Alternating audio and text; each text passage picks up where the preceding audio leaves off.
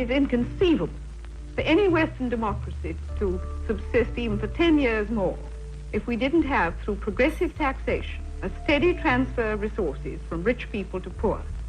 Well, I consider that we can begin to talk about the world environment and about safeguarding our planet when we, the rich nations, are giving in perfectly formal, institutionalized tax assistance.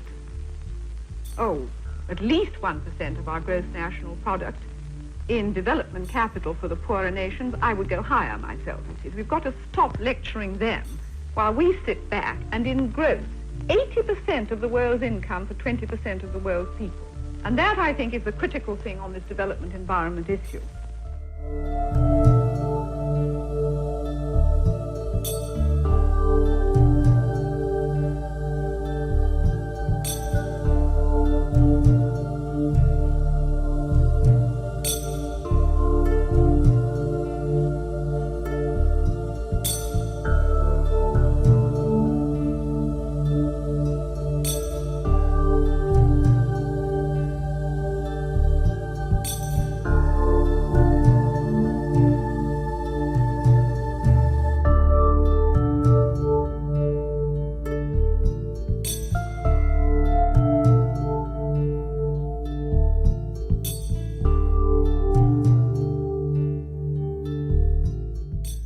This vision of the planet that you see from the moon, a single, alone, full of light, and the only single planet that's got these qualities, that vision, especially among the young, can mean a redirection of how people think about this problem, because you will not create a community unless you've got some moral commitment.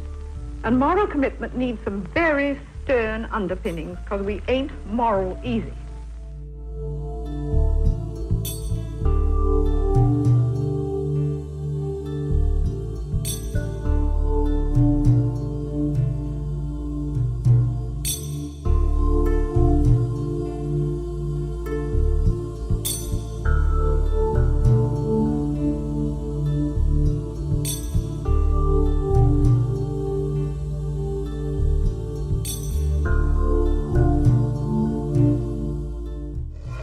It is good also to participate in this ceremony, which has honored three distinguished citizens of the free world, President Pusey, Father Bunn, and our friend from the world of freedom, Lady Jackson.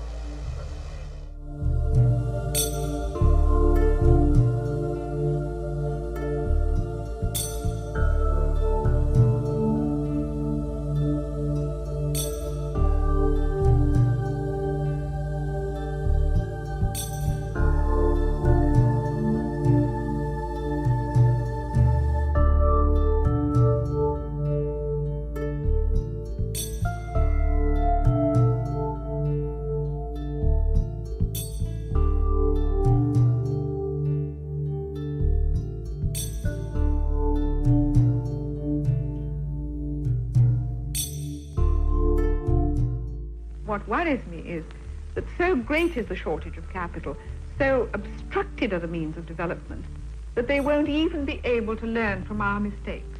That would be the ultimate tragedy. I mean, for us to go and make the mistakes and then no one to learn from them, that really would be a cosmic bad joke.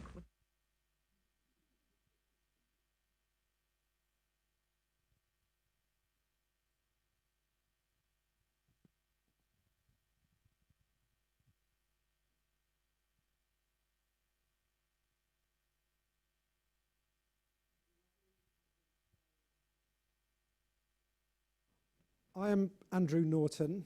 I've been director for only just over a year of the International Institute for Environment and Development, IIED, and it's my pleasure to welcome all of you to the Barbara Wood Lecture for 2016. The Barbara Wood Lecture Series celebrates the founder of IIED, Barbara Wood. She was a renowned economist, journalist and policy advisor who was among the earliest advocates of sustainable development. She was also, by all accounts, an amazing public speaker. No pressure, Deborah. In honour of Barbara Wood's pioneering work, IIED invites members of the current generation of outstanding women leaders in sustainable development to present their thoughts on the pressing issues of the time. The lectures take place every 2 years, and speakers in the past have been former President of Ireland, Mary Robinson, Connie Hedegaard, you will have seen all of them on the screen, European Commissioner for Climate Action, South African MP Lindiwe Sisulu, Christiana Figueres, the former Executive Secretary of the UN Framework Convention on Climate Change, and Fatima Denton, Director of the Special Initiatives Division of the United Nations Economic Commission for Africa. This year, in 2016, it's 10 years since the first lecture took place. Barbara Ward was a pioneering economist, writer, and lecturer, and she was, of course, one of the first people to articulate the concept of sustainable development and what was needed to underpin it. And her vision still inspires IIED's work today. Barbara Ward was born on the 23rd of May 1914. After graduating from Oxford University, she published her first book on a theme which would continue to preoccupy her throughout her life, the growing gap between rich and poor countries. You have seen some powerful quotes on the opening film. In 1939, she joined The Economist magazine, eventually becoming foreign editor. She continued to publish influential books throughout the 50s and 60s and played a major part in highlighting the economic problems of the developing world. And in her later years, Ward was especially concerned about the growth of urban poverty and the conflict between economic development and protecting the environment, themes that we will be looking at today with Debra. She founded IIED in 1971 as a policy research organisation to work in partnership with organisations across Africa, Asia and Latin America to promote sustainable development. The Institute played a key role in the Stockholm Conference of 1972, the Brundtland Commission of 1987, the Earth Summit of 1992 and the 2002 World Summit on Sustainable Development, as well as, of course, in the landmark events of 2015, so fresh for us now, the Paris Agreement on Climate Change and the adoption of the Sustainable Development Goals. Environmental campaigners know Barbara Ward perhaps best for her remarkable book, published in 1972, Only One Earth, The Care and Maintenance of a Small Planet. And anyone who's not read it, I would recommend that. It's still incredibly kind of sharp and real for the problems we face today. In this, she writes of the need to clearly define what should be done to maintain the Earth as a place suitable for human life, not only now, but also for future generations, which remains perhaps the first and best definition of the concept of sustainable development. So, IIED is delighted to welcome renowned climate scientist, urban practitioner and local government official, Dr. Debra Roberts, to be our speaker at the 2016 Barbara Ward Lecture. Debra has received global recognition for spearheading work on how the world's cities can tackle the risks of climate change, and she is co-chair of Working Group 2 of the Intergovernmental Panel on Climate Change, which is the UN body that reviews and assesses scientific, technical and socio-economic information on climate change. Debra is perhaps particularly known for putting the South African city of Durban on the world map as a real frontrunner and leader in climate action in the urban space of all kinds. As head of Durban's Sustainable and Resilient City Initiatives Unit, she is also the municipality's first Chief Resilience Officer, overseeing the city's first climate resilience strategy. Her projects include leading the Durban Adaptation Charter for Local Governments, developed and adopted during the UN climate negotiations in Durban in 2011, which has now been signed by more than 900 cities around the world. And this charter has played a major role in securing broad-based global political commitment at the local government level to strengthen the capacity of cities to deal with the impacts of climate change. She has worked as a lecturer and researcher at the University of Natal, South Africa, and written widely in the fields of urban open space planning, environmental management, and urban climate protection. Some key points about Debra: that it is really remarkable to have a local government official who is also actively engaged in both global intellectual leadership as a scholar and writer and in global policy, especially through the IPCC and the UNFCCC. She works to make global decisions locally relevant and provides a model for how to work in these different domains and bridge the divide between them, which is an essential element for producing effective local action on global agendas such as climate change. This lecture comes as the world focuses on urban issues ahead of the Habitat 3 conference to be held in Quito, Ecuador over the next couple of weeks. The UN's first urbanization conference in 20 years. Habitats come along every 20 years. Habitat 3 will seek global political commitment to making cities more sustainable, inclusive, and, as Debra in particular has championed, resilient to the impacts of climate change. The world's population is now over 50% urban. The urban population is estimated will nearly double by 2050. And 1 billion people around the world in urban informal settlements lack access to adequate shelter and sanitation. IIED's Human Settlements Group have worked on issues of urban sustainable development for over 20 years. Our work through long-standing local partnerships has provided some key messages. Firstly, that urbanisation offers substantial opportunities to reduce poverty, building on proximity and density of urban areas to provide more practical and cost-effective access to infrastructure and services.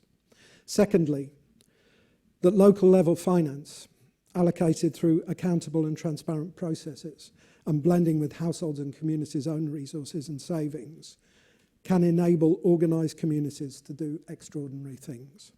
Such finance has the potential to scale up informal settlement upgrading, provide vital services, strengthen livelihoods, and demonstrate that there are alternatives to evictions.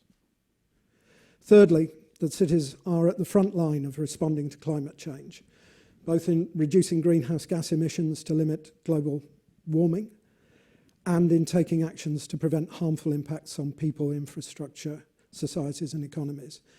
There are many co-benefits to be realised here. Sustainable low-carbon cities should be more equitable, healthier and easier for all citizens to move around. In the run-up to Habitat 3, it is worth noting a couple of things. This is a real opportunity for the stakeholders gathering there, national and local governments, civil society and development actors, development agencies, to develop and implement a new urban agenda that unites and that aligns with the key commitments of 2015, the SDGs and the Paris Agreement. Our emphasis should be on the need for different stakeholders beyond just national governments to be part of that conversation.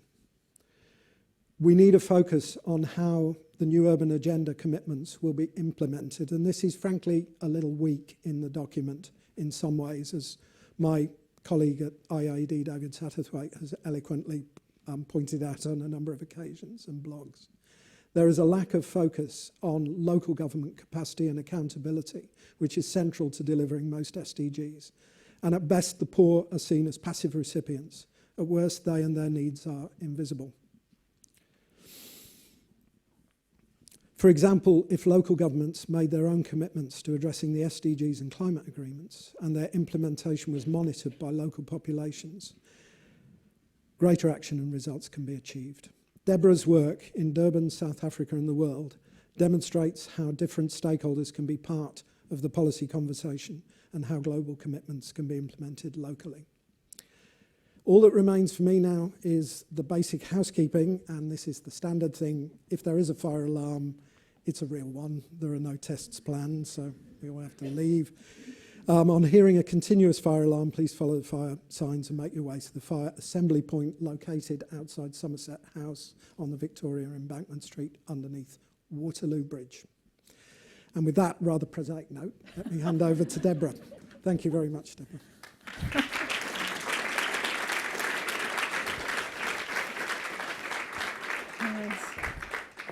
Anyone who has a Samsung 7, please throw it away immediately. Good evening, distinguished guests, ladies and gentlemen. It really is a tremendous honor and a privilege to have been invited here tonight to deliver the 2016 Barbara Ward Lecture, particularly here in London, amongst so many people I regard as friends and colleagues and fellow urban activists. So a big thanks to Andrew and the full team at IIED who've made tonight possible, who've made my stay in London so pleasurable. Thank you for that, much appreciated. I must admit right up front, and I'll be honest with you, I'm far less enthusiastic about this idea of delivering a lecture. A lecture is, after all, an educational talk to an audience. And given my company here tonight, I think that might be just a little bit pejorative. Alternatively, it's a long and serious talk. And I don't think that the offer of free finger food or drinks after this event is sufficient compensation to you or to me to put ourselves through that kind of experience. So I want to suggest that we move beyond the idea of a lecture and we throw out that notion in its entirety. So apologies to Andrew and the team for promises broken in that regard. The next big question, of course, is what we're going to do with the next 30 minutes. Because I've certainly got to do something up here to warrant having been flown across the world to talk to you here tonight. And so I'm going to take a cue from my heritage. I was born, I've lived, I've worked my entire life on the African continent. And the one thing I can tell you without fear of contradiction, that every African, regardless of their cultural background, loves telling stories. Now, why is that the case? Well, storytelling is intellectually liberating. There are no rules. There's no anticipation of any level of perfection. If you commit to give a lecture, there's an inherent assumption that you're striving for some level of perfection. And I want to dash that in its entirety tonight. So tonight is really going to be about storytelling. Here I'm really with Ben Okri, because I think that Nigerian also really highlighted for us the importance of striving for a story than perfection. He indicated, where there is perfection, there is no story to tell. As we saw, Barbara Ward was herself a consummate storyteller, able to capture the imagination of world leaders and local communities alike with her often very provocative and challenging ideas around social and environmental sustainability. And so I think if we were to pursue this notion of moving away from a lecture and rename tonight not the Barbara Ward Lecture Series, but perhaps the Barbara Ward Storytelling Colloquium, I suspect she might have been at the beginning of the queue supporting us in that endeavor. Now, the interesting thing about telling a story is very often the storyteller is as important as the story itself. And I think tonight it's very significant that the storyteller up here, for the first time in the history of this event, is not an ex-president, is not a national minister, is not a regional commissioner, is not even a United Nations executive secretary or director, and is in fact simply a local government official from a very ordinary city in Africa, along the east coast of South Africa. And I don't think that that choice of storyteller was at all coincidental by Andrew and the team. In fact, I think it was very intentional and a real indication that the story of the 21st century is in fact changing. We're moving away from one large, overarching global narrative, one size fits all, to a greater interest, if you will, in more nuanced local novellas that allow us to connect to real people and real places. I don't think there'll be anyone in this audience tonight who denies that we're at a critical moment in the history of our species, economically, environmentally, or socially. Despite the fact that we're the newest hominid on the block, the latest branch of the evolutionary tree, we've only been fully human for about 40 to 50,000 years, they're already talking about naming a geological era after us. I'm sure the majority of you have heard of this idea of the Anthropocene, that we're entering a geological age which is going to be defined by the impact of the human species on global Earth systems through things such as climate change. We all know that we're living through the worst financial crisis we've ever seen since the Great Depression of the 1930s. And when we look about the world, we can see that there are a variety of hotspots where global and social cohesion is collapsing at an unprecedented rate around us. We already have about 20 million people living out their lives as refugees. So I think it's not surprising that what we've seen at the international level in terms of policy making is a real frenzy to try and put in place policies that allow us to get to grips with some of these very profound challenges. And certainly, as Andrew indicated, in the United Nations universe, what this has generated is a real plethora of new agreements and new agendas and new frameworks and new goals. The most significant of which, and here they're so complex, I'm simply going to read them to you, is the Sendai Framework for Disaster Risk Reduction. We've got the Addis Ababa Action Agenda on Development Finance. We've got the Sustainable Development Goals. And of course, we've got the Paris Agreement dealing with climate change. And in the next couple of days, we're going to add to that list the new 20-year urbanization strategy for the world, otherwise known as the New Urban Agenda, which we're told will be adopted on day one of the Habitat 3 meeting in Quito in Ecuador. And I know that some people in this audience at least will be on a plane quite early tomorrow morning and heading off to be part of that particular meeting. I think it's incredibly significant that the New Urban Agenda forms the full stop at the end of this very long policy-making sentence. And it's significant, I think, because what it does is indicate the kind of capstone role that cities are and will continue to play in our striving to achieve a more resilient, sustainable, and equitable world.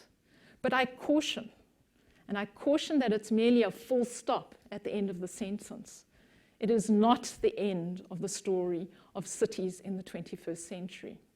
And in fact, we know that the tale of two cities, and here I'm going to have to update Dickens very substantially, the tale of 10,000 cities is in fact only just beginning.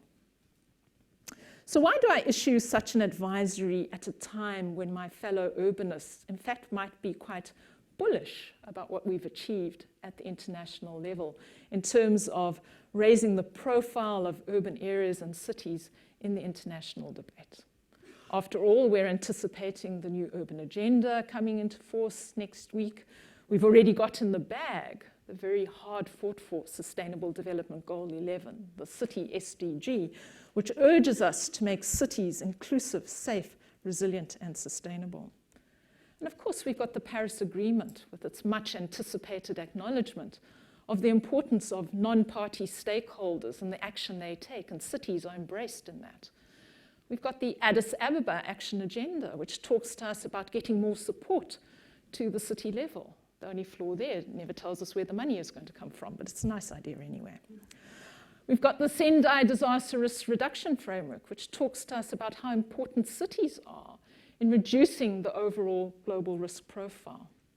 Now, these are all substantial achievements. They take us well beyond where we were, for example, with the Millennium Development Goals, where the only nod to anything urban appeared in a target hidden away in the environmental sustainability goal. And that target urged us to substantially improve the lives of a minimum of 100 million slum dwellers by 2020. My real concern, though, is that we become so obsessed with this move to get the words city and urban into agreed United Nations text, that we may be losing the plot. We may be forgetting why we started this work in the first place. And that was really about responding to the local challenges and opportunities in local urban communities and in the natural ecosystems that underpin them in a way that ensures that we build cities where no one, no space, or no natural system is left behind. The point I'm trying to make here is that on a planet of cities, borrowing the phrase from Shlomo Angel, you simply cannot afford to have only half an urban revolution.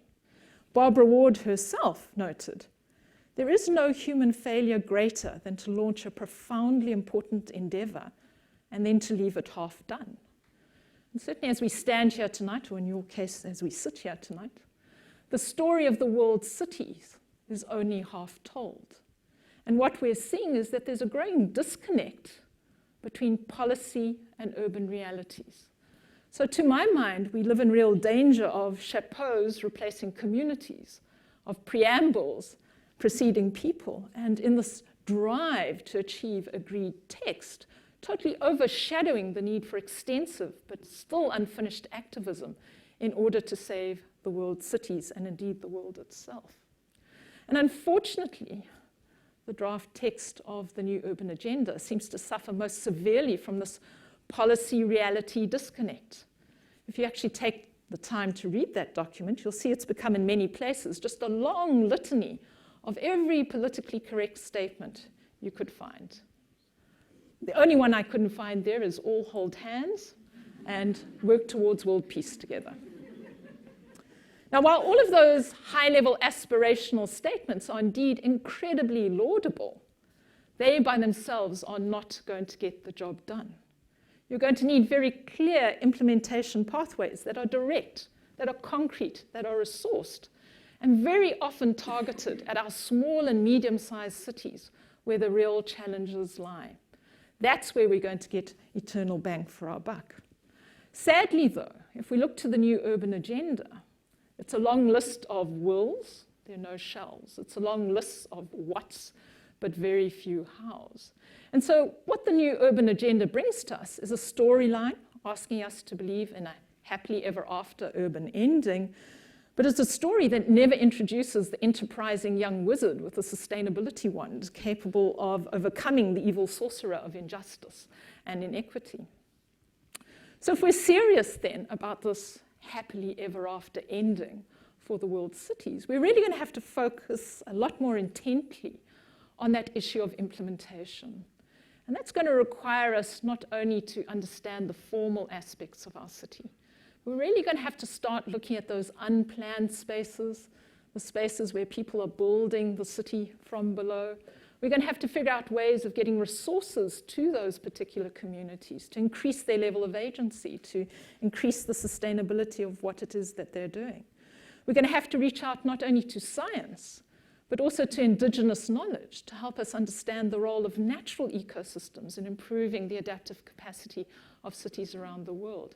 And we're certainly going to have to reimagine forms of governance that allow everyone to come to the table across all scales, local through to international, across horizontal barriers, in order to talk about the past, the present, and indeed the future of our city. I must confess to you that as someone who has worked for and alongside local government for 3 decades now, I can find no personal call to action in the new urban agenda. And I find that particularly troubling, because if we are to truly set the dial at a new level for the world's cities, then every city dweller is going to have to become an activist.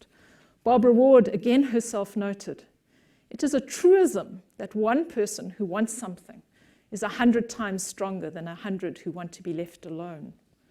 And indeed, activism is about direct and vigorous action, which means we've got to find ways of taking those high-level altruistic statements and tying them in some very real way to real people and real places around the world.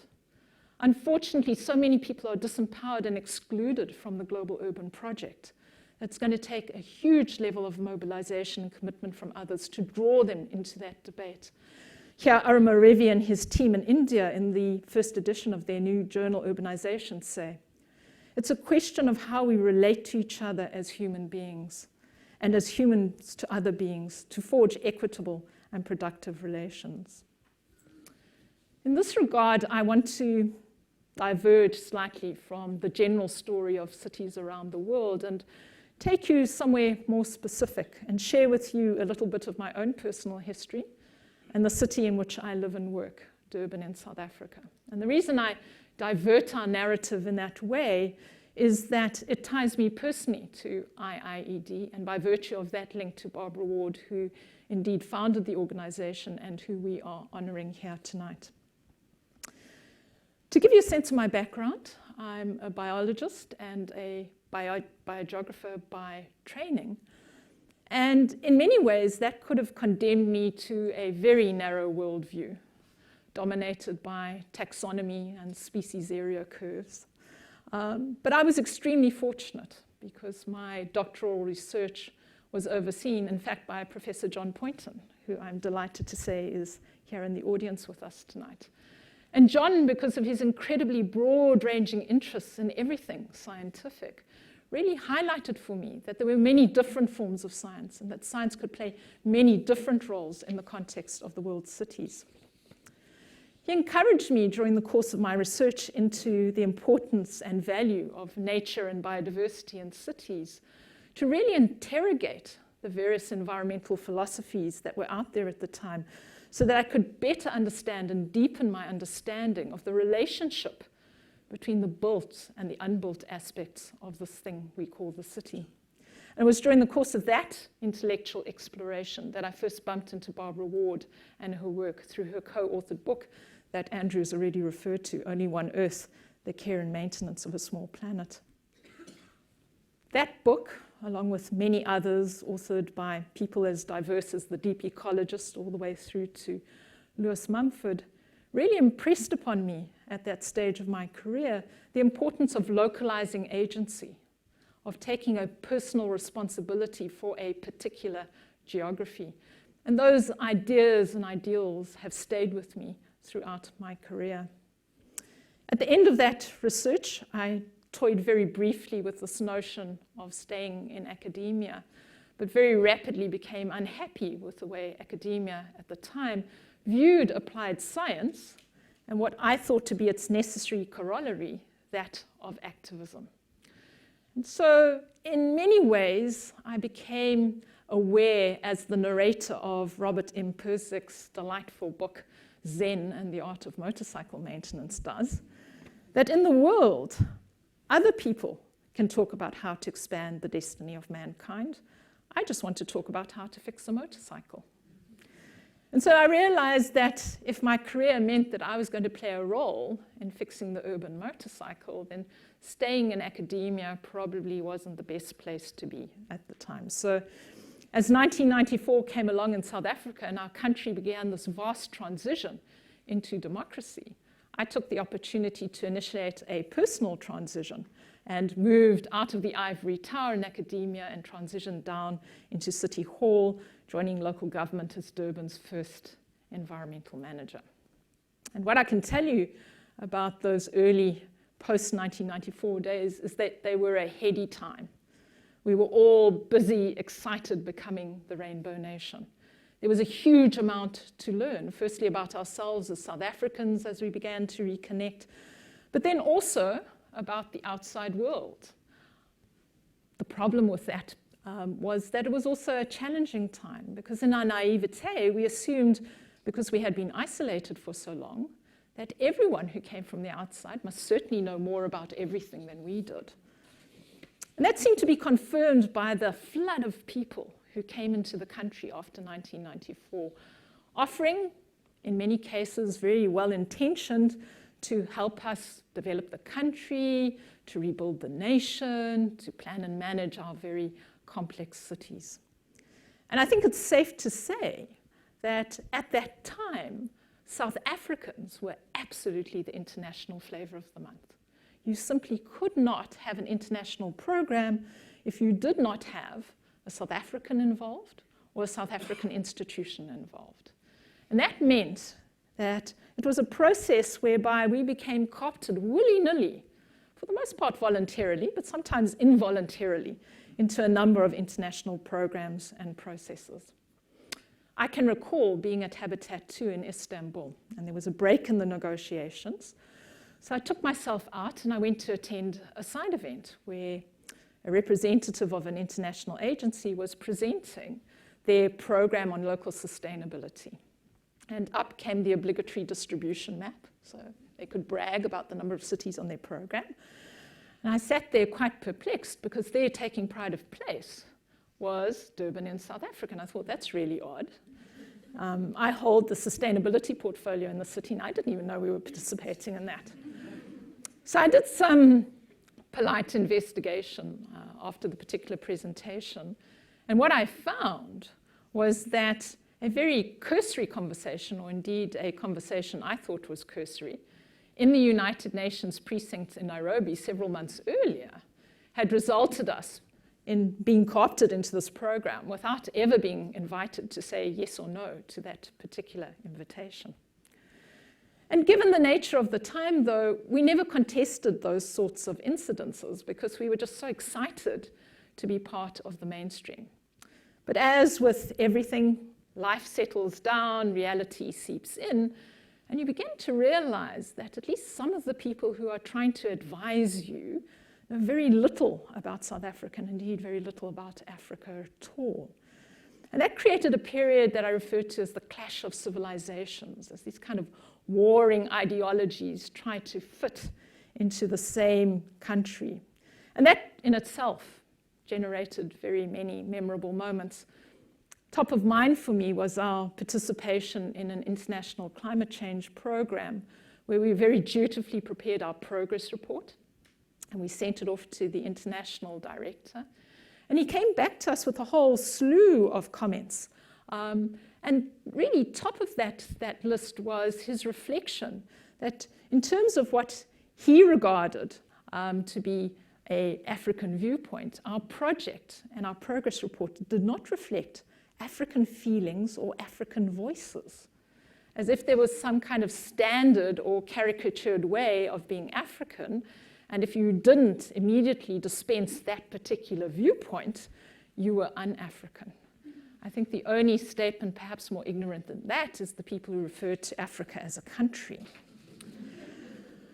And so when that self-same international program director decided he wanted to come out to Durban, he wanted to visit the project, he wanted to meet the local community members involved, all of whom live in a very large informal settlement, very high risk from a crime and a flooding perspective, we weren't at all surprised when we arrived at the hotel that day to pick him up, and he emerged from the hotel in designer trousers and white leather shoes. Now, anyone who knows anything about site visits in informal settlements, particularly in Africa, knows that white leather shoes will simply not do it for you. However, these white leather shoes have remained with me symbolically as a real reminder that the attempts to recolonize our continent are ongoing, and we have to be vigilant at all levels around it. And so it's not surprising that during this time, I rather rapidly became very cynical about anyone who wanted to talk to us, who wanted to help us, or heaven forbid, wanted to draw us into an international program. And so it was during this very cynical period in 1999 that I first met David Satterthwaite from IIED, who's sitting right in the back there. I can recall sitting in my office and taking a phone call from David, who politely introduced himself and introduced IIED.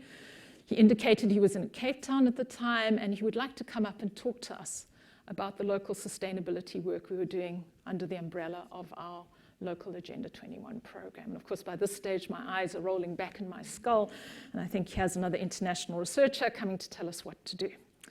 But I'm a very polite city official, and I follow our Bata Pele, our people first principles. And so I said, of course, you're most welcome, do come up and visit us. And so several days later, David materialized in my office. And in retrospect, I'm very grateful that he wasn't wearing white leather shoes. However, at that point in time, I was much more concerned about the fact that he did not have a guidebook tucked under his arm, because generally the people who came to visit me had guidebooks to offer me. You know, those guidebooks that have the standard 5 to 10 steps. I don't know why it's always 5 to 10 steps. That kind of normative recipe. And if you follow it in some kind of linear fashion, you'll save yourself, you'll save your city, and you'll be on the pathway to some kind of sustainability nirvana. Well, David didn't have the guidebook, thank heavens. And he was true to his word. He just wanted to listen to what I had to say about our local sustainability work. And so he sat there while I rambled on about that work. And at the end of it, he was quite thoughtful and responded. He said, look, this work sounds quite interesting. Have you ever thought about documenting it so that other people can learn from your experiences, your successes, and your failures? And then he did something that very few people who come to my office do. He says, I've actually got some money for you from the European Commission that will help you secure the time and support you need to do this work. And joy of all joys, it was funding that had very few of the normal conditionalities associated with it, which make the transaction costs of international funding so high for those of us in the global south. And so this really was a moment, this was an offer that we simply couldn't refuse. By that stage, we had got so used to the international researcher who arrives in your office, and the first thing they do is they come to your table and they put down a dictaphone or a smartphone, depending on their generation. And they foist a piece of paper at you that you need to sign. And then they record you for 2 hours. And then they go away and write a paper that bears absolutely no relation to your reality at all. And so this offer of telling our own story, of being able to document it in a way that we thought was authentic, was really incredibly exciting and empowering. And I've brought all the way from Durban a copy of the book that flowed 2 years later from that meeting with David. A paper was also written at the time, which is still an incredibly important piece of institutional memory for us. I myself had to refer to my copy a couple of months ago because I had forgotten some of the early work that we had done. I also learned from David that the value of true and equal partnerships is in fact only revealed through time.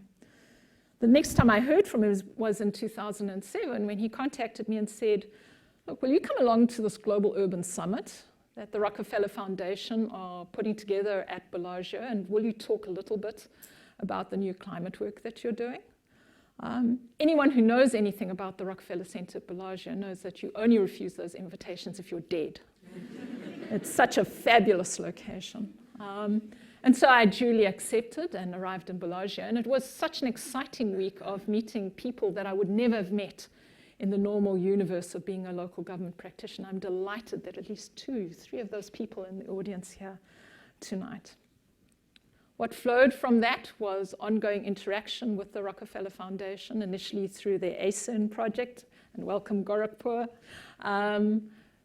the Asian Cities Climate Change Resilience Network project. And from that flowed some small seed funding, again unconditional, which came to Durban, which allowed us to start our climate change adaptation planning work. And that set a whole series of dominoes falling. The first of which was that Durban became one of the very few cities around the world to lead its global climate change response with local adaptation action. Generally, the response of cities comes out of the mitigation field. This also meant that our administration and 2 mayors became very strong champions for the notion of local adaptation action as a critical part of the global climate change response, most notably through the Durban Adaptation Charter that Andrew referred to, which came into being at COP17 at the Local Government Summit, convened in Durban at that time in 2011. But the links between Durban and IIED don't end there, because 3 years after that fabulous Bellagio meeting, I was nominated to become a lead author on the urban chapter of Working Group 2's contribution to the Intergovernmental Panel on Climate Change, or IPCC's, 5th assessment report. Again, very fortunately for me, David was the coordinating lead author on that particular chapter, and he used this unusual event of having a grassroots local government practitioner as part of his writing team to really ensure that as we waded through this enormous task of assessing the global literature, that we were constantly triangulating that with a assessment of the lived experience of local actors, which I think really gives that chapter an added depth. Of course, the payback was that that chapter couldn't escape reviewing the importance of natural ecosystems and their role in improving the adaptive capacity of cities, but that was David's particular burden to bear for having a biologist on the team. From that particular process and the connections made there flowed my involvement in the Global Sustainable Development Goal initiative to ensure that we got a city SDG. And because of my IPCC experience, I was ultimately nominated and elected to become co-chair of Working Group 2 in the 6th assessment cycle. The first time a local government person and a non-researcher has been elected to that particular role in the IPCC. So as I draw this more personal story to a close, what does the particular offer us as a way of filtering out the important messages in the more universal story of the new urban agenda? Well, these lived experiences have really left 2 important messages with me. The first of those is that it reminds us that it's only by people working together as equals over time that real change happens at all scales. It's not only about joined-up governance, joined-up science, joined-up funding, but ultimately it's about joined-up people. Secondly, it demonstrates the value of providing opportunities for different and new voices to be heard and the importance of enabling such contributions.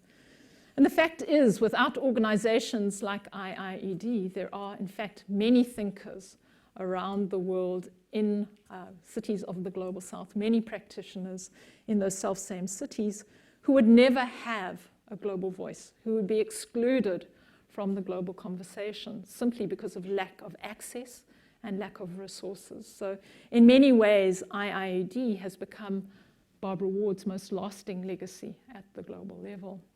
The message from this too is that we, like David, have to become social entrepreneurs. We have to be active in finding those new voices. We have to be active in empowering them, because at the end of the day, those little stories will ultimately make big history. So using this global platform that I have here tonight by virtue of another woman who, as you saw, herself was rather prone to activism, I want to send out a very clear message to all of those national government representatives who will shortly be getting on a plane to head off to Quito and Habitat 3, and really remind them that global policymakers do not lead revolutions. Local people do. Policy is also only the start of the 21st century story of our new cities. Once that new urban agenda is adopted, the real challenge lies in enabling local actors to tell and change the story of their particular city. I was recently at a climate change conference in Oxford, where we're talking about the challenges associated with improving the global level of ambition from well below 2 degrees Celsius agreed to in Paris to that 1.5 goal that's potentially in the offing. And there, one of the contributors observed, I think very profoundly, that we need to start valuing the cement as much as the bricks. And certainly in terms of the 21st century, the SDGs, the new urban agenda, Paris, are all really important policy bricks that we're going to build the cities of the 21st century out of. But ultimately, it's going to be local people, local governments, and local ecosystems that are the cement that bind them together in a lasting way. And without localizing the global urban agenda and transforming these ultimately impersonal and altruistic global policies into something that's more personal and direct and focused on action and capable of changing local stories, Antonio Gramsci's caution will ring true in our ears. The old is dying and the new cannot be born. So that's my story for this evening. And in the words of another famous Nigerian author, Chinua Achebe, if you don't like my story, write your own. Thanks very much.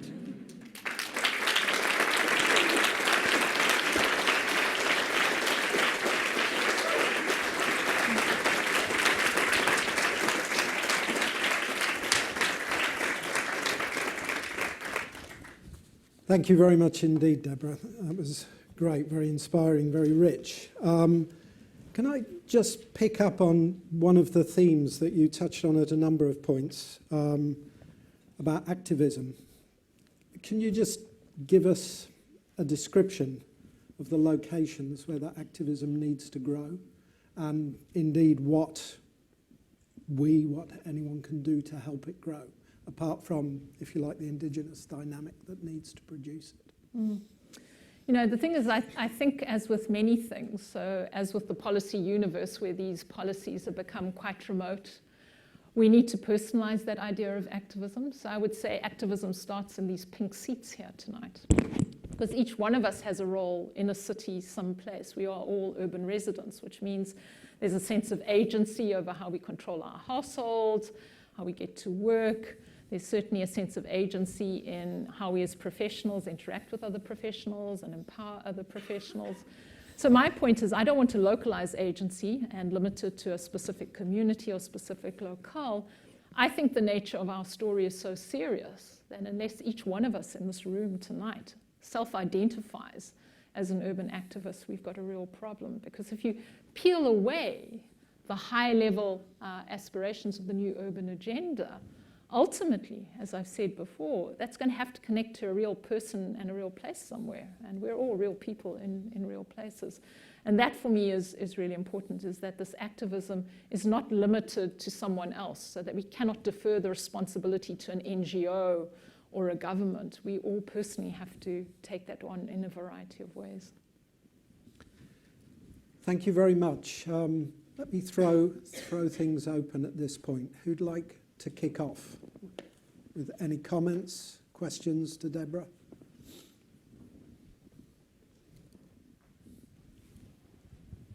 Oh, wait, can you wait for the mic, and can you introduce yourself, please?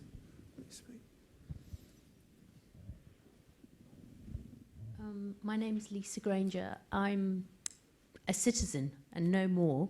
And all I want to know is some of the ways in which you have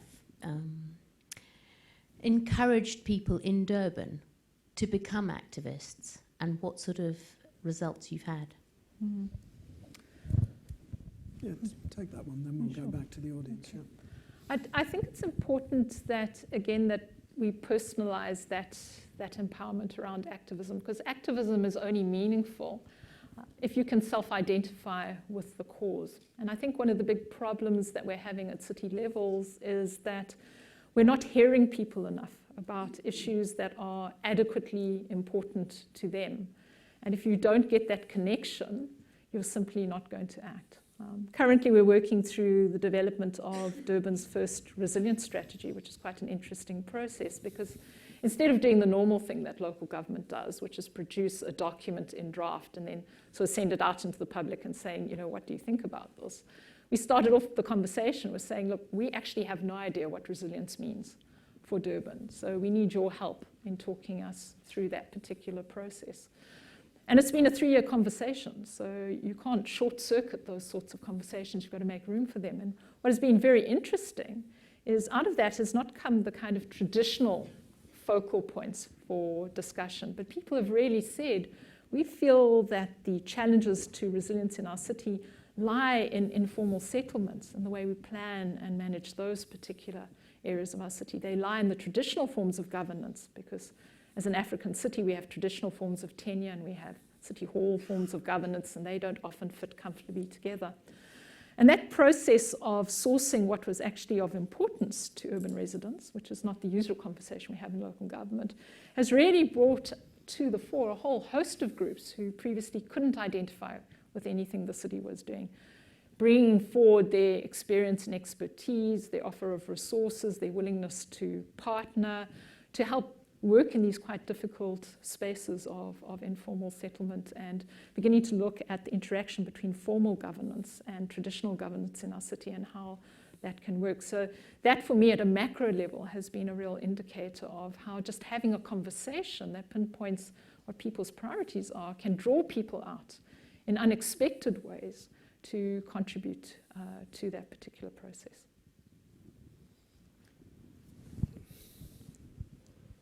Let's take groups of questions at this point.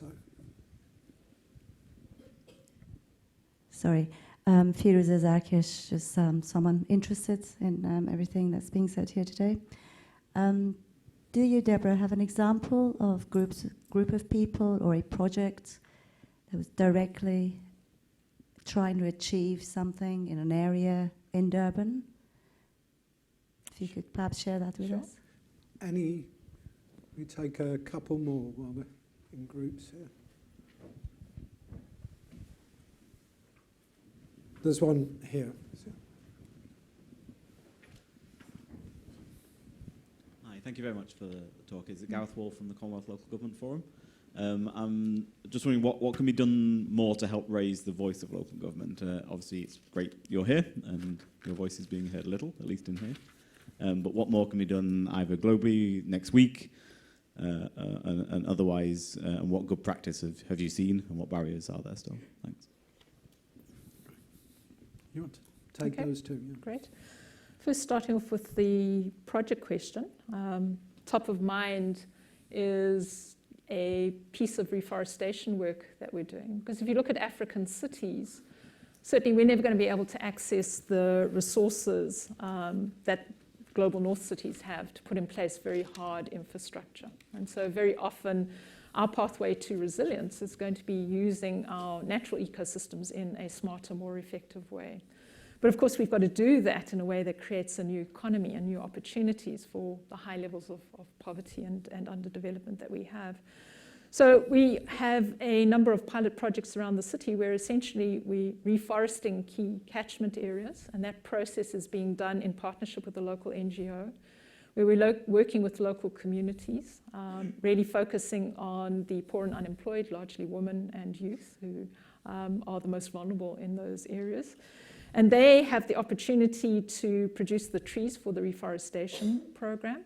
They're capable of then trading those trees through tree stores to access things like clothing, building materials, and so on. And we've got some great examples where literally one woman has built a 6-bedroom house out of her tree credits. She's now sending her young female children to better schools on the basis of this particular work. So we begin to see in that kind of cycle the beginning of potentially a new sort of economy, which is more respectful of the fact that we have a city which is growing up in the middle of one of the 35 global biodiversity hotspots in the world, a city that is plagued by poverty and underdevelopment, and a new way of managing both of those problems, which also increases our adaptive capacity, restores our catchments, our ability to manage water, and so on.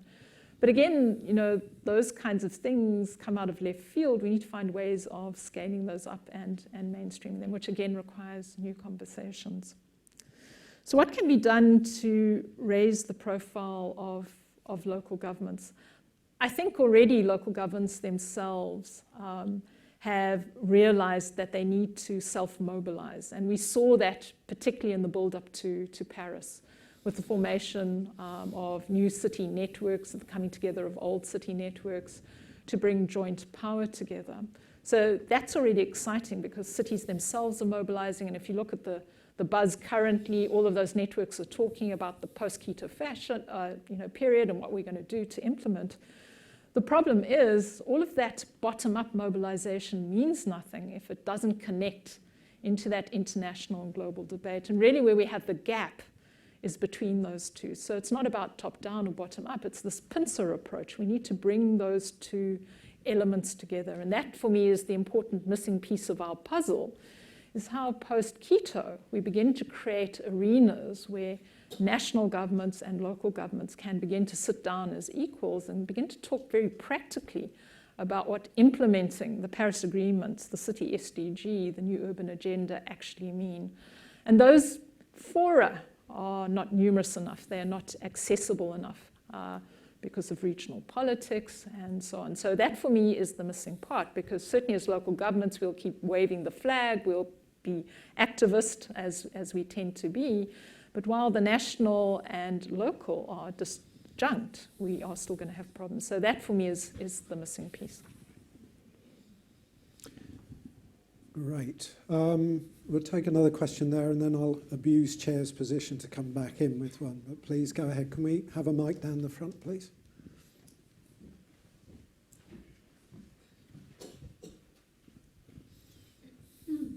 Hi, my name is Murtaza, master's student at King's. I just wanted to ask whether private foundations are now best placed actors in achieving success when it comes to disaster preparedness now, or is it the state? Because when it comes to understanding the political dynamics or the terms that each government has, it's not really going towards more of a preparedness notion. So are private foundations more best placed, or would you say a mixture of both? I don't know. Yeah. You see, I think it's really, there is no silver bullet anymore. And so one can't point to a single actor and say you're best placed, because many of these challenges are so context specific. I think we've got to look at the local need and look at what that need might be, what the risks and vulnerabilities are, and then look at the players who are willing and able to enter into that space. So it's a very complex calculus at the local level, where we've got to pull in a variety of actors who will have different roles at different timescales. And it's working out that complex calculus, which I think is the big challenge. So I wouldn't say that anyone is particularly well placed until you assess what the particular challenge is at the local level, and then look at what resources you have that you can bring to the party. Thanks. Debra, you spoke eloquently about needing cities where no space, no natural system is left behind. You live and work in, I think in Gini coefficient terms, the most unequal society in the world. which must create hugely powerful kind of exclusionary and divisive dynamics in cities, gated communities, fear, division. What at your level, what at the level of the local administration, what actions do you take to counter that dynamic? Well, I think we've probably got one of the greatest macro challenges of, I suppose, any urban environment in the world, because the cities that we live in were meant to be the ideal apartheid cities, where people were excluded from access to various areas. And so we're literally having to change the geography of cities. So if you look back to South Africa's history, the previous township areas only had one road in. So if there was a problem, you could bring in armored vehicles, you could shut down access and egress from those areas. So we ourselves are going through massive infrastructure building programs to try and change the geography of the city. So that's one macro level intervention. But perhaps more nuanced and overlooked are the necessary changes in governance. And I alluded to the fact that we live in a very interesting city in the sense that the central part of the city is something you would all be familiar with. It looks a bit like London or, Brisbane. But if you go into the outer reaches of the city, those are largely rural and they're governed by traditional leadership. And that clash between city hall governance and traditional leadership has really stopped our society coming together in a way that has allowed us to move forward with big visions for the city. And so what we're doing now is creating the process, and one of those is the resilient strategy process I spoke about, which is welcoming in these alternative voices into a new urban debate where we acknowledge that no one has the answer. And that, I think, is an important thing to realize about local government. When I first started interacting with local government, the way our city was planned is they looked at what they did the last 2 or 3 years and they just projected that forward. We now live in a scenario where history is no longer a good predictor of the future. And so what we have to do is welcome in many voices to help us reimagine what the city might look like and to give those people a real voice at the table. And that's means for us that we have to change the pattern of governance and use opportunities to have new conversations about how you manage cities in these unpredictable and uncertain times. Thank you. Let's throw it open again. We got a number of questions down here. So let's take 3 and then go back. Emma Cox, PwC. Thank you for a fascinating insight. I think having recently read the New Urban Agenda, I can understand some of your sentiments that you raised about it. You've talked about different voices. You've talked about local, national government, bringing different people into progressing the urban challenge. It took me until paragraph 133 of the New Urban Agenda to see the word business actually mentioned. Would you like to talk a little bit about what you see the role of business can be in helping progress the New Urban Agenda and how maybe in Durban you're thinking about that? Thanks, Emma. And Sam, and then the... Yeah. Sam Bickersteth, CDKN. Thanks very much, Deborah. Not wanting to lose sight of your bricks and your cement, I'll just refer to the policy agreements in the Paris Agreement, which success of Paris depends upon the ratcheting up mechanism to achieve living within just a safety of 2 degrees of global warming. Are cities the sort of saviour that can drive the agenda, that can lead nation states who remain the parties in that agreement to achieve that ratcheting up? There are a lot of zero carbon emissions commitments emerging, but can that turn into reality to bridging the emissions gap that we still see? Thanks, Sam. And then, yep. Hello, Davindi Grant from Mott MacDonald. So picking up on something you said, how do you see the best way to sort of switch or get local governments to enter the conversation about ecosystem services? Is it valuation, improving technical understanding, or something else? Thanks very much. Do you want to take those 3, Deborah? Sure. So starting off with the role of business, and I suppose that echoes one of my previous responses, is everyone actually has to be at the table. And we know that it's notoriously difficult in some particular arenas to begin to draw business into some of these discussions. Certainly looking at the work that we're doing in Durban, again, harking back to our work in the resilience space, there's been a very determined effort to begin to draw business into this debate, to show the relevance of this debate to business in terms of being able to foresight where the future of the city might be and where the opportunities might lie in this changing space. And I think if we begin to have that conversation, I think there's always a tendency to stereotypically label business as the bad guy, when in fact they can be quite an active player if we make sure that the goals we're chasing are in fact common and geared around a particular purpose. So the reforestation program that I spoke about has business inherent as a key component in that, as a way obviously to achieve their corporate social responsibility outcomes. So again, giving people a real purpose, but people want to see practical interventions, and that's the problem. I think the issue with many of these ideas, and it's the problem with the new urban agenda, we've left it at such a high level that people can't relate to them. We've got to pull it down so that people can relate to the reality, they can see the difference. And I think that's really a task, is to make explicit not only the role, but the net benefit. And then, we found that business becomes a much more engaged conversationalist in that particular arena. Are cities the saviors? Are they going to save us from ourselves? Well, it depends, I think. Certainly there's a sense that one of the big global opportunities to bend the curve lies in the city arena. And we've just had the scoping report for the 1.5 report that the IPCC has been invited to do by the UNFCCC. And during the course of that week in conversations, we constantly came back to the role of cities.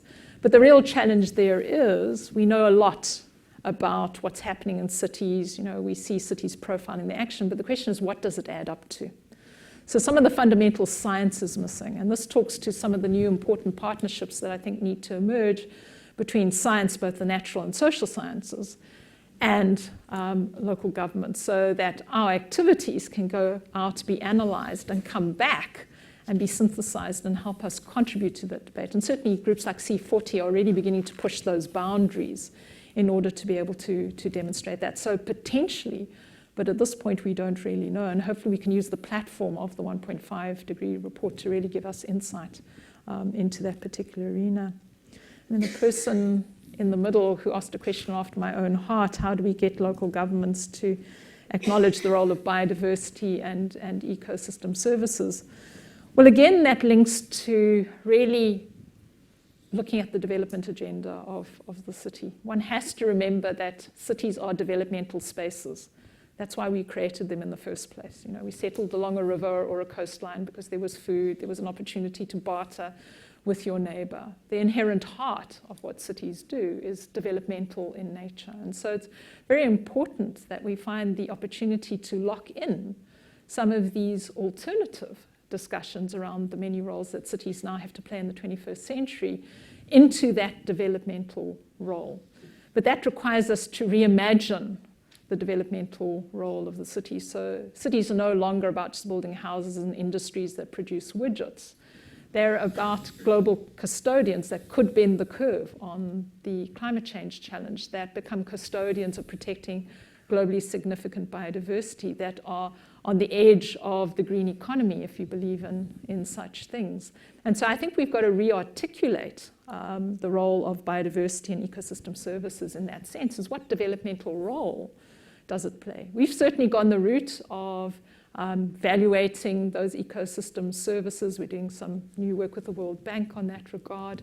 But it's really been tying those ecosystem services into the risk reduction role, the developmental opportunity associated with having functional ecosystems to guarantee water of appropriate quantity and quality that strikes the right kind of political note. So, as urbanists and as scientists, we have to become a lot more politically savvy and begin to have conversations that can link into the predominant development narrative.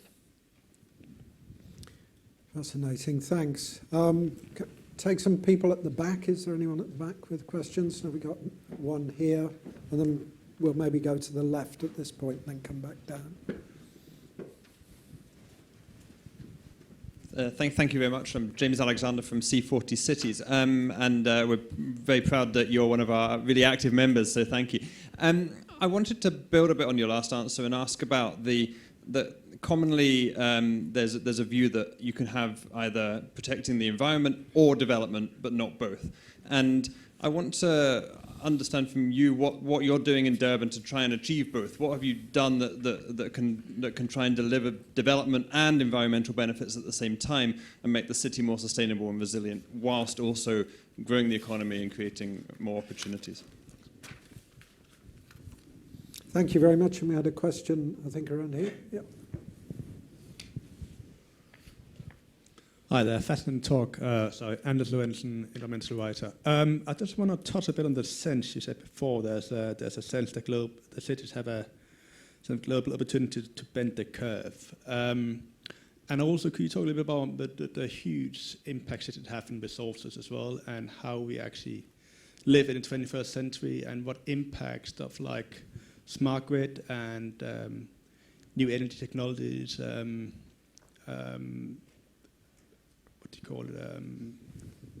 decentralized energy and stuff like that, what kind of impact that can have cities. Thank you. Okay, someone want to come in with a last question? Yeah, thanks, Susanna. Hi, I'm Susanna Fisher from IIED.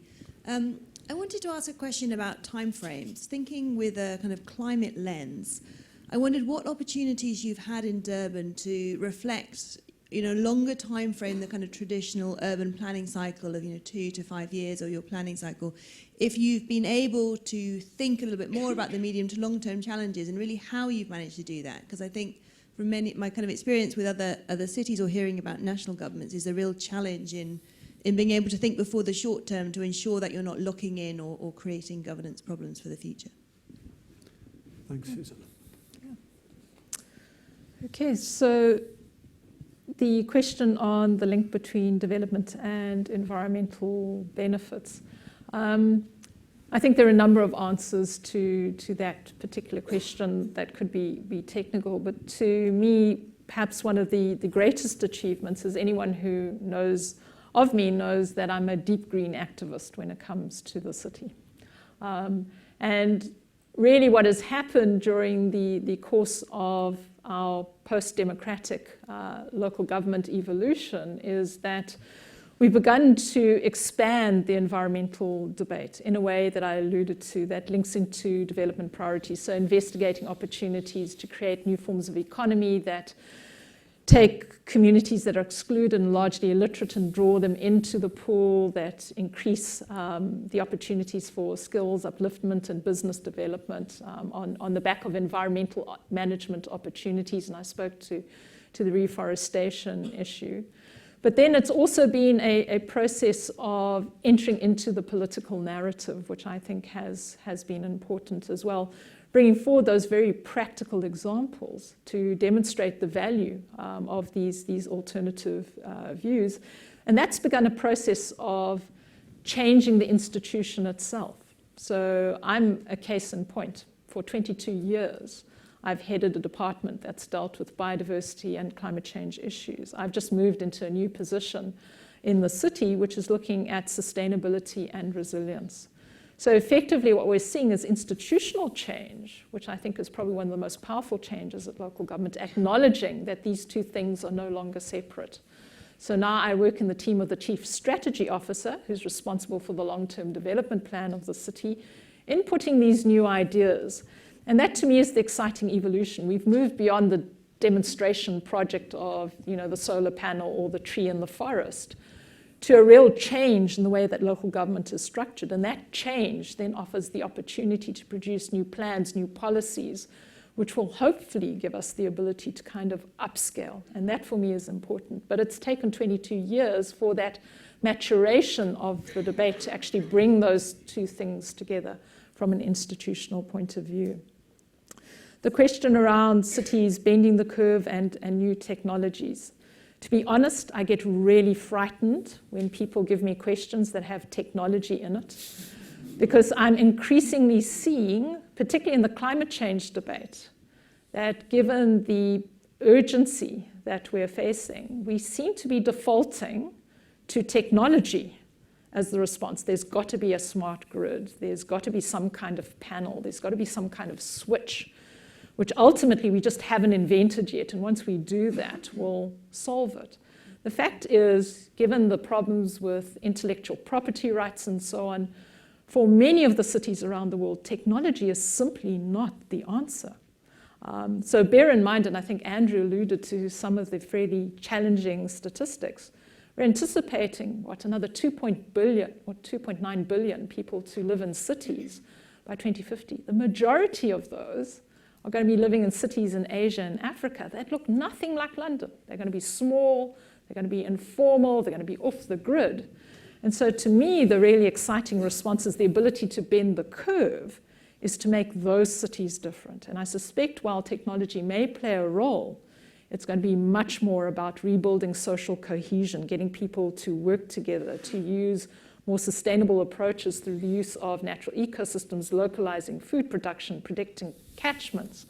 And so I put a caution on that because I do sense a kind of excitement in the room. Generally, technology is mentioned.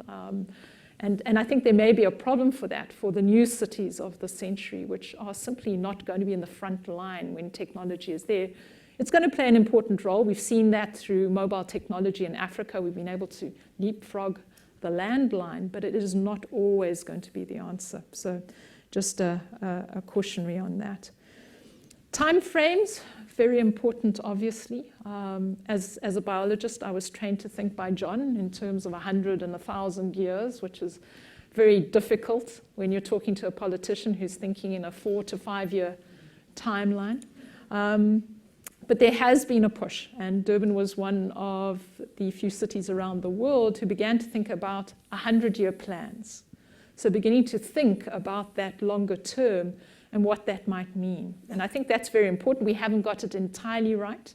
But what it does do is it allows us the opportunity to think about the trade-offs that may be lying in wait for us along our development path. Because another thing that frustrates me, and I have not forgiven the first Earth Summit in 1992 for, is this idea that we can have these win-win-win scenarios.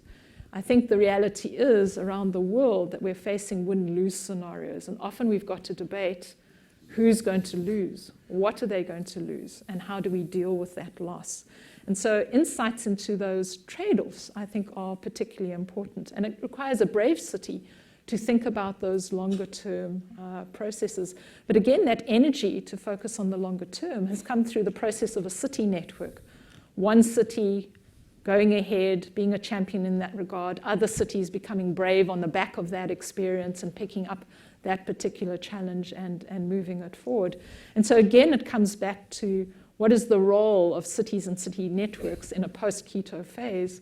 We've got to stick together because there are going to be some there who have more access and resources. They can afford to be the champions, but braver, leading. That gives the kind of political capital for others to begin to say, we think we need to ask those longer term questions. So it's an incremental process of building out on good and often sort of individual action from champion cities. Do you have any personal reflection stories? You were describing this as a storytelling exercise. Do you have any personal stories that you can share on that sense of shared experience and how these networks build action? Yeah. I suppose most recently has been our work with the Durban Adaptation Charter. There was a very real frustration we were experiencing in Durban because we were talking about adaptation action. Everyone else was talking about mitigation. And so the Durban Adaptation Charter became a real platform to begin raising the flag around the importance of adaptation. And we began to realize that we would ourselves have to be the agent of change, the champion city. So through the charter, what we've done is, and we're a very big kind of primate city in a typical African sense in the province, we've reached out and formed a compact with our surrounding municipalities that are less resourced, have access to less skills than we might have, in order to create a partnership to share our experience and learn from theirs in terms of climate change adaptation. We're also reaching out to Mozambique and local authorities in that particular area to again begin sharing experiences and learnings across that. And that's all been done without national government support. On the back of that success, we've gone to national government and said, we think this model of a compact, which we ultimately learnt from Fort Lauderdale in Florida, is useful at a national level. And so national government is now looking to the creation of similar compacts around all of the major metropolitan areas in South Africa to create these kind of partnerships to advance this kind of action. Great, thanks Deborah. We've got another 10 minutes if we want to use it. So who has a burning question or a story to share? I'm being pointed up the back here, so we'll go there first. And then... Thank you very much. My name is Yazan, and I come from Nairobi. So I'm really interested in what Durban has been doing. But my question is, how do we expand this knowledge, practice, and initiative to other African cities who obviously have very low capacity in terms of finance and institutions? We had down the front. Yeah. Two. Yeah. Thanks. Zoe Spriggins, also from C40 Cities. I wanted to ask you, Deborah, as you've watched for decades about maybe how cities have changed in the narrative, but how optimistic or pessimistic are you that now this name-checking of cities in UN documents and international agreements will mean that nation-states really want to hand over money and power to cities, particularly maybe in a South African context in the wake of the local elections, but also globally as well? And our last question here for this round. Yeah. Thank you. I'm just very inspired by this idea of the... Can you introduce yourself, please? Yes. Sorry. I'm an architect. My name's Canny Ash, and I run Little Practice here in London. Right. I'm very inspired by the idea that you discover new voices, and although the technology you feel can be a distraction, I just wondered how much the visual has played over the last 5 or 10 years in your thinking on the connectivity that you're talking about, building up the physical infrastructure, but also the the resilience that through the social networks that you need to change the feeling of power and agency that local people would have. You want to take those, Deborah? Sure. And then if anyone has any last questions, I'll take one more round after this. Right. To my comrade from Nairobi, greetings. Yes, that's a huge challenge. How do we get to work together across the African continent? I think there are a number of opportunities. I've already cited the 100 Resilient Cities work that's being done. So we have a number of cities in Africa where the model of that particular program is creating an opportunity for those cities to begin to share their stories and their differences. But it does require that we have those platforms to meet. You will know, like I know, how difficult it is to communicate on our continent. Very often you can't hear people on the phone line, the Skype links don't work. And so what it does require is structure and resourcing to make available those opportunities for us to talk. And what we've done is we've used parallel opportunities. So we ran, for example, a climate change conference in Durban, and we used that as an opportunity to get the African 100 Resilient Cities together as a sidebar to have a conversation about what was important to us. Because the African urban agenda is very different to everywhere else. But again, it comes back to the fact that has got to be enabled both by ourselves using our opportunities and our own resources, but also by outside interventions, making those opportunities available through programs and so on, in order that we can share our stories and learn from those. So it does require direct agency in that regard.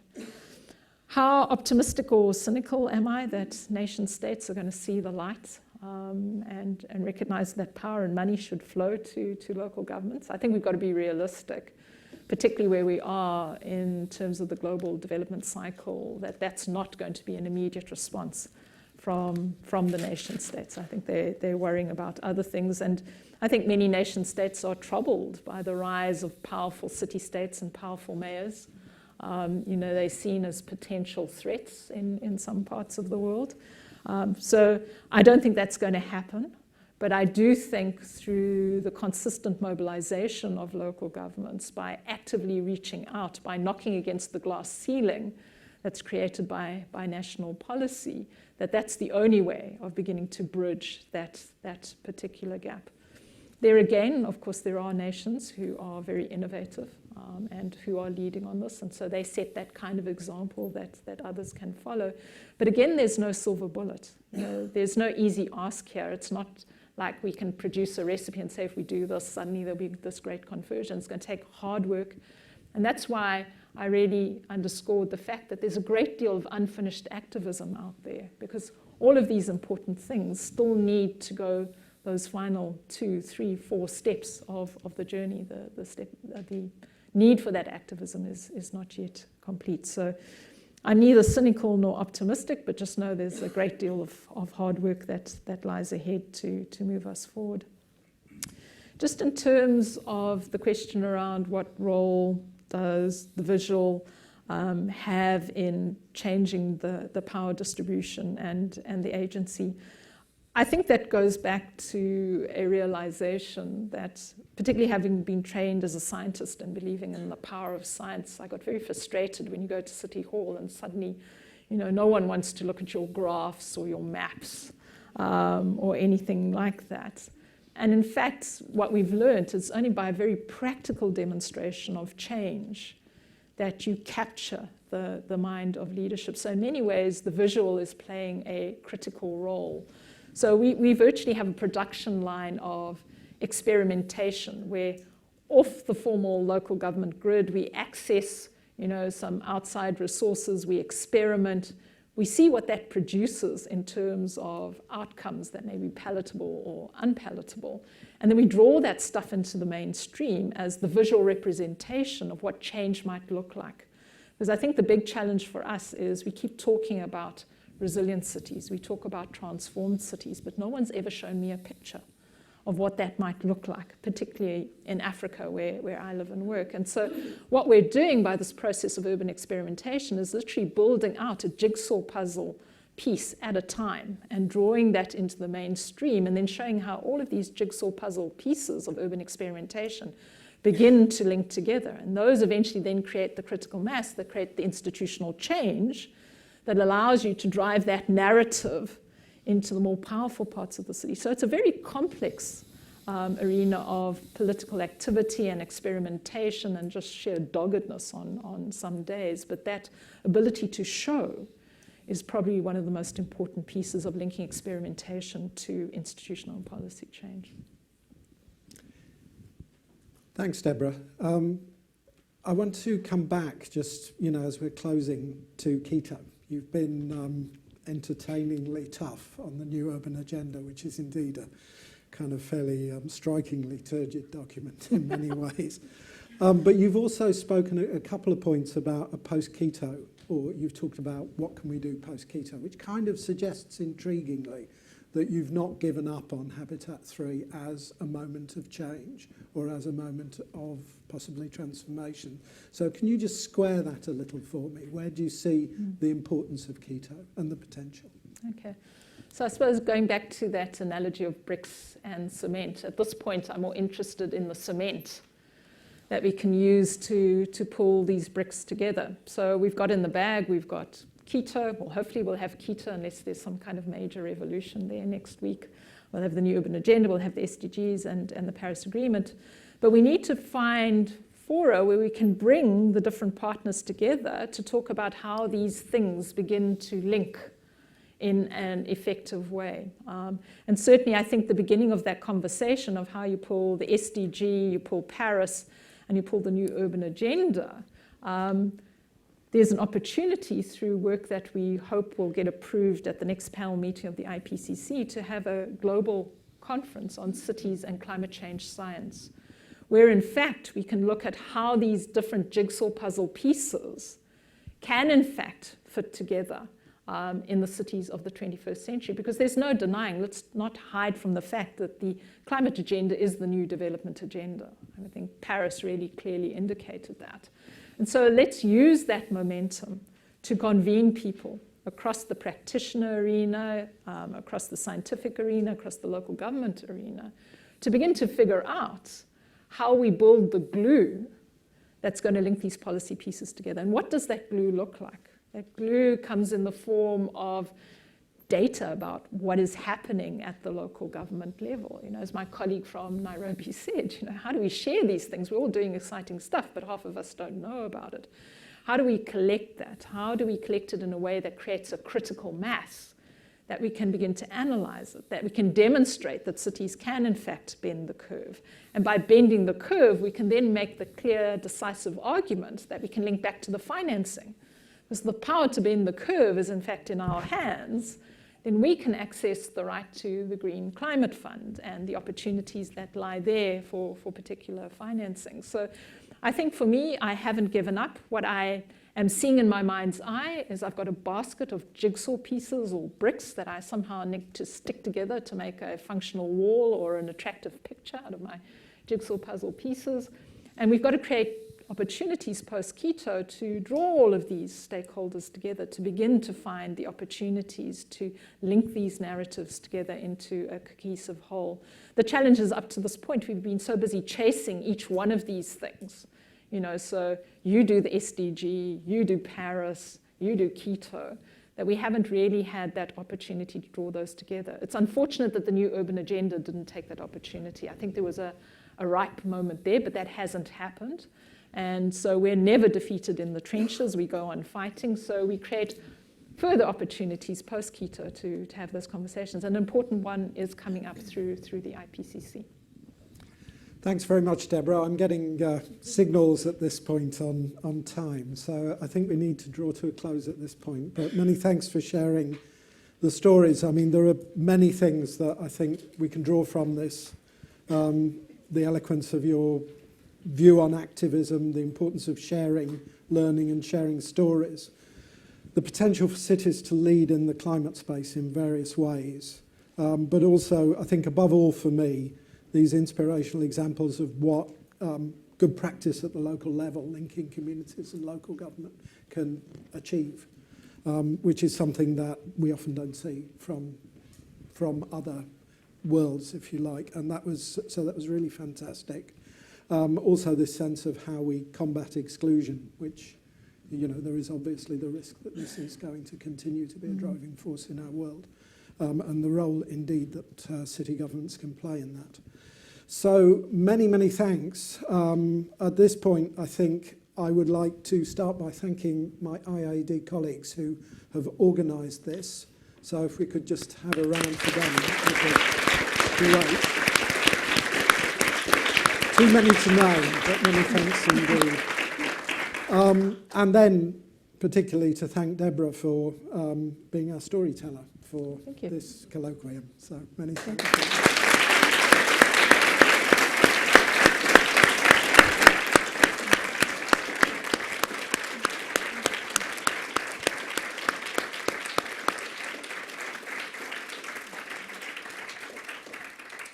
And thanks to all of you as well. And now we can move for the down back to the library for the free finger food, for networking and food. Thank you all very much.